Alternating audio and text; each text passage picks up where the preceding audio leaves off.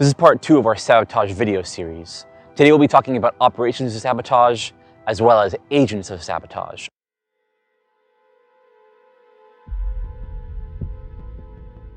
Agent Zig Zag, one of the most infamous agents, or double agents of World War II, was Eddie Chapman, a professional thief.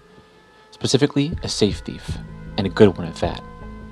He was a member of the Jelly Gang, which got their name by robbing safes by blowing them open with explosive Goodnight, a high explosive made from gel of nitroglycerin and nitrocellulose.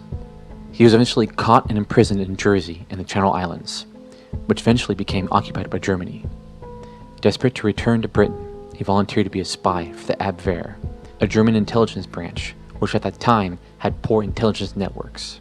They believed Chapman to be a great asset, as he already had connections to the criminal underworld, which meant he could easily recruit others, as well as his expertise with explosives, which meant that he could carry out acts of sabotage. After a year of training in occupied France, he was parachuted and landed in Cambridgeshire. Instead of diving back into the criminal underworld, as his handlers had wanted, he promptly turned himself into the British, told military intelligence everything, and volunteered to be a double agent. He was taken to a secret MI5 detention center and interrogated by Lieutenant Colonel Robin Tin Eye Stevens, who was given the nickname due to the steel-rimmed monocle he wore at all times. After passing Tin Eye's questioning, Chapman was a spy and given the name Agent Zig Zag.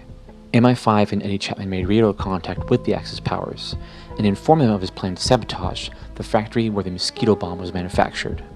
In January 1943, the factory was made to look like a very large bomb had been set off inside. Wood and papier-mâché materials were scattered around, with other rubble and debris, as well as corrugated iron sheets. MI5 even created a fake story to be printed to the Daily Express of an explosion at a factory on the outskirts of London. The deception was a success, with Chapman being awarded Germany's highest honor, the Iron Cross. He was and still is the only British citizen to have been awarded this medal. Chapman survived the war and went on to write his story in 3 books. The Eddie Chapman Story, Free Agent, The Further Adventures of Eddie Chapman, and The Real Eddie Chapman Story. In 2001, after Chapman's death, MI5 released his files, and anyone with a National Archives reader's ticket may view them. Norwegian heavy water sabotage. In occupied Norway, Norwegian commandos, SOE agents, and Allied bombing set out to halt German heavy water production, which was used in the development of nuclear weapons. They targeted the Vemork power station at the Rjukan waterfall. The first operation was Operation Grouse in 1942. A 4-man group of Norwegian commandos trained by the SOE had been dropped at the wrong location originally and took longer than expected to make contact. The British were suspicious of possible capture, but when contacted they asked a secret question: "What did you see in the early morning?" To British relief, they responded with 3 pink elephants. After the success of Operation Grouse, they continued with the unfortunate Operation Freshman, a glider-borne landing of saboteurs near the plant. 2 Halifaxes towed 2 Horsa gliders, with sappers on board, but due to poor visibility, mechanical and weather issues, neither pair made their landing, although one of the Halifaxes did make its return back to the base. Any survivors on board were subsequently captured, interrogated, and executed by the Gestapo under Hitler's commando order, which went against the Geneva Convention, which detailed how to treat prisoners of war. Their efforts, however, would not be in vain, thanks to Operation Gunnerside. The commandos from Operation Grouse, as well as other commandos that were parachuted in, descended into the ravine near their plant. They traversed the difficult wintry ground and followed a railway track straight into the plant, thanks to the information from a Norwegian agent on the inside.